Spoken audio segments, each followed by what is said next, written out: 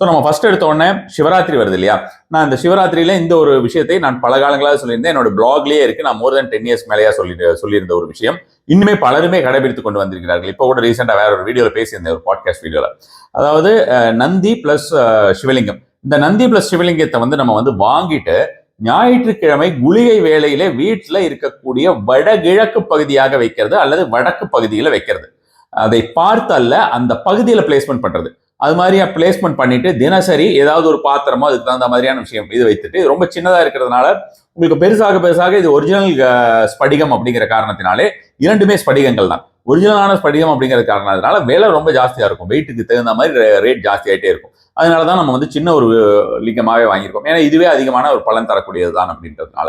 So இதை வைத்து விட்டு தினசரி அந்த நீர் அபிஷேக பிரியர் அல்லவா சிவன். ஸோ அப்ப சிவனுக்கான ஒரு பெரிய ரெமெடியா இருக்கும். இது பார்த்தோம்னா அதிகப்படியாக செல்வ வளம் வருவதற்கு அப்படின்றது இது ஒரு யூனிவர்சல் ரெமெடின்னு வச்சுக்கோங்களேன். உலகம் ஃபுல்லா இதை செய்யக்கூடிய ஒரு விஷயமாக சிவனை ஸ்படிக சிவனை லிங்க வடிவிலே ஞாயிற்றுக்கிழமை குளிகை வேளையிலே வீட்டில் வடகிழக்கு பகுதியிலோ அல்லது வடக்கு பகுதியிலோ வைத்துவிட்டு அவருக்கு நிரந்தரமாக நீர் வரும் முறை.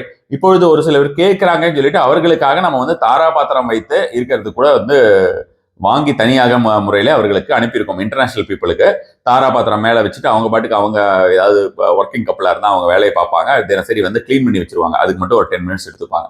அது மாதிரியான விஷயமாக அந்த நீரை நம் வீட்டில் குளிக்கிறதுக்கு யூஸ் பண்ணலாம். இவருக்கு அபிஷேகம் பண்ண நீரை அல்லது பார்த்தோம்னா நம்ம செடிகளுக்கே விடலாம். ரொம்ப அற்புதமான ஒரு சிவராத்திரி வரக்கூடிய ஒரு வேலை. அது ஒரு விஷயம். சிவராத்திரியுமே பார்த்தீங்கன்னா உங்களுக்கு ஞாயிற்றுக்கிழமையா தான் வருது.